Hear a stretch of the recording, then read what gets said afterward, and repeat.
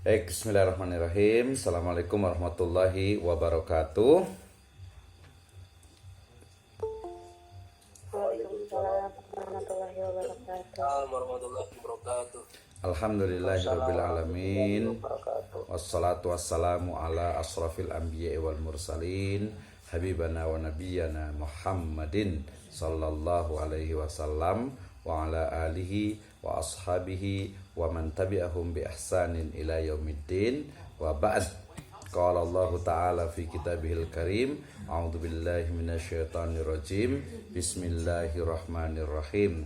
Wa idh qala Musa li fatahu la abrahu hatta ablugha majma'al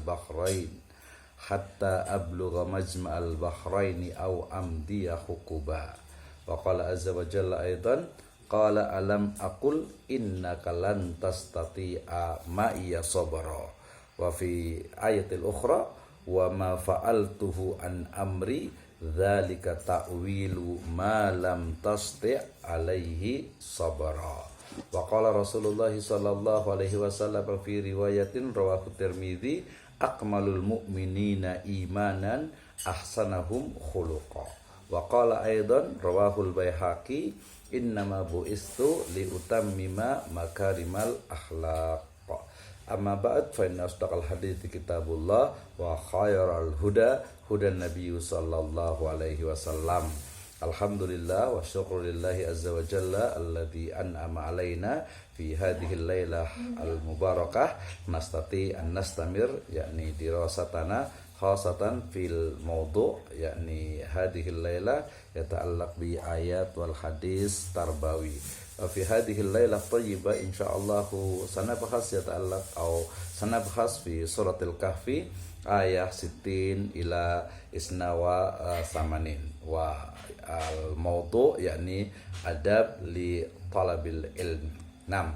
Awalan aqulu lakum ba'da syukrillahi wa azza wa jalla wa aidan salam as-salawat wa salamu ila nabiyyina wa sayyidina Muhammadin sallallahu alaihi wasallam wa ashkurukum ala khudurikum jazakumullahu khairan ya fi hadhihi qissah at-thayyibah.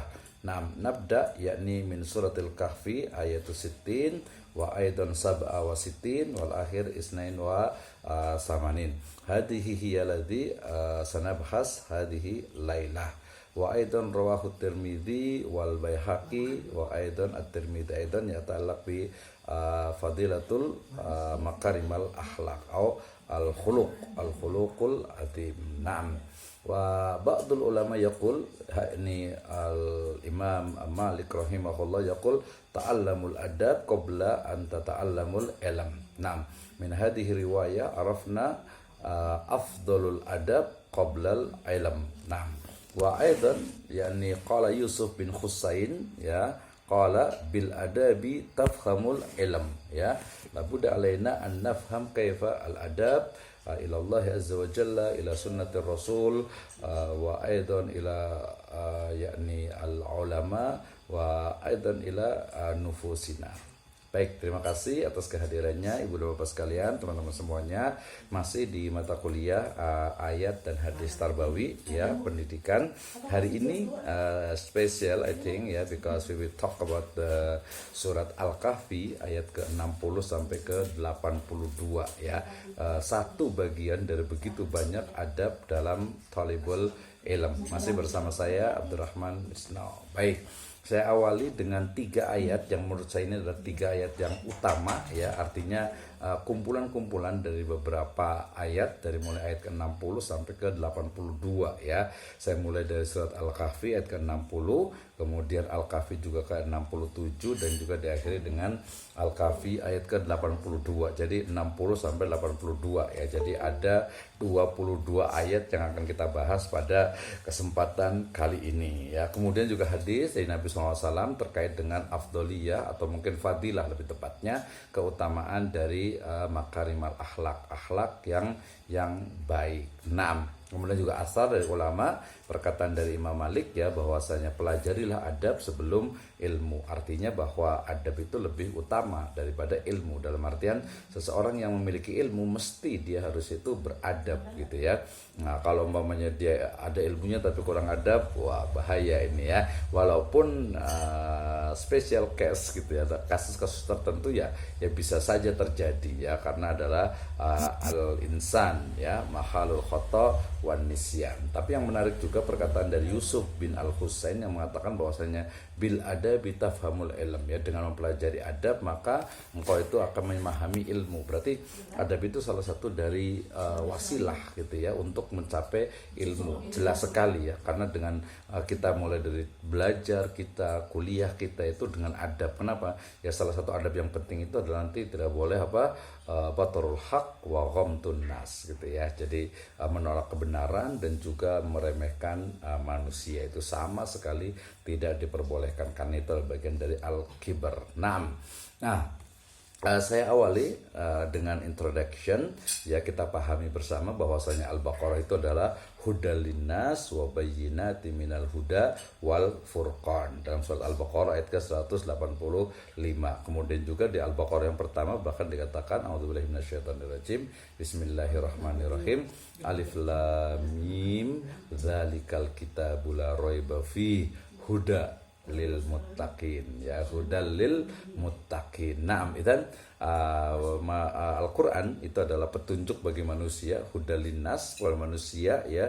Jadi bukan hanya umat Islam saja, tapi secara spesifik juga adalah petunjuk juga ya bagi orang-orang yang bertakwa ya. Huda di situ ya, petunjuk arah, atau bisa sebut sebagai sebut dengan hidayah itu taufik juga ya, dan juga ada irsyad di sana juga. Baik. Nah, kemudian ya, karena Al-Quran itu adalah pedoman dan petunjuk bagi umat manusia, secara khusus bagi orang yang beriman atau orang bertakwa ya, yang bertakwa itu muttaqin tadi kan, hudalil muttaqin gitu ya. Maka kita lihat ya saat ini bagaimana problematika dari dunia pendidikan ya, terkait dengan moralitas, terkait dengan kekerasan, bullying, dan juga adab ya, yang di beberapa tempat ya mungkin agak kurang diperhatikan. Nah, kita pahami bahwasanya Islam itu ya sangat memerhatikan ya terkait dengan adab, akhlak, moralitas, etika. Makanya tadi dikatakan ya, Rasul SAW bersabda, innama bu'istu li utammima makarimal akhlak ya, artinya bahwa akhlak yang baik atau Rasul SAW itu diutus adalah untuk li utammima ya, artinya untuk melengkapi ya, atau untuk menyempurnakan. Jadi akhlaknya yang baik itu sudah ada di masyarakat gitu, tapi perlu disempurnakan gitu ya, terutama nanti disempurnakannya adalah dengan akidah gitu ya. Jadi kalau akhlaknya bagus tapi akidahnya keyakinannya itu tidak Islam ya, tidak bisa diterima ya. Wa may yabtaghi ghairal islam dinan fala yuqbala minhu wa huwa fil akhirati minal khasirin. Nah, apalagi secara specifically in Islamic education ya, for teacher and for the student. Oke. Nastamir, kita lanjutkan.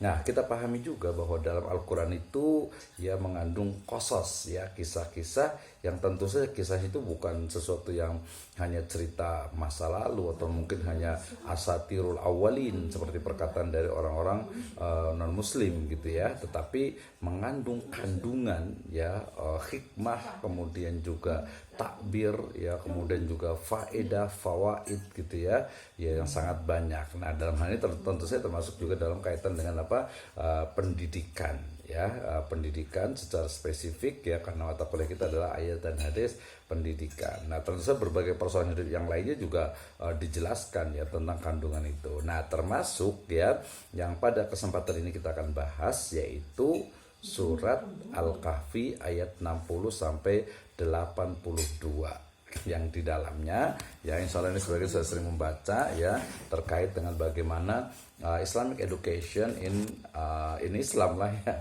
Islamic education ya tentu saja, atau education in Islamic perspective gitu ya. Jadi kita akan lihat sama-sama, dan mungkin terlalu berani ya ketika kita membahas Al-Kahfi 60-82 ya, karena ini termasuk ayat yang kadang saya suka agak sedikit kritis ya, kenapa isinya kok seperti itu gitu ya. Maksudnya itu terkait dengan dengan nanti kisah dari Al-Kahfi, surat Al-Kahfi 60 sampai dengan 82. Jadi introduction itu seperti itu. Al-Qur'an pedoman hidup, kemudian juga banyak sekali permasalahan problematika pendidikan, kemudian Islam itu sangat mengutamakan ya, memerhatikan tentang adab, etika, akhlak, kemudian juga dalam Al-Qur'an terdapat kisah-kisahnya ya, kisah-kisah yang membawa kandungan tentang pendidikan. Nah, termasuk surat Al-Kahfi ayat ke 60 dan 8 atau 60 sampai 82 ya. Nah, terkait dengan adab ataupun akhlak dalam Islam, saya kutip dari perkataan Sayyid Hussein Nasr ya tahun 2015 yang beliau menyatakan bahwasanya pendidikan ya menurut perspektif pendidikan menurut perspektif Islam gitu ya. Jadi bukan sekadar pengajaran atau penyampaian materi, bukan hanya taklim ya. Kalau taklim itu ya berarti apa ya? Allama yu'allimu ta'liman, jadi pembelajaran mengajarkan atau biasanya dikenal dengan istilah transfer of knowledge gitu ya. Jadi itu disebut dengan apa? Transfer of knowledge. Jadi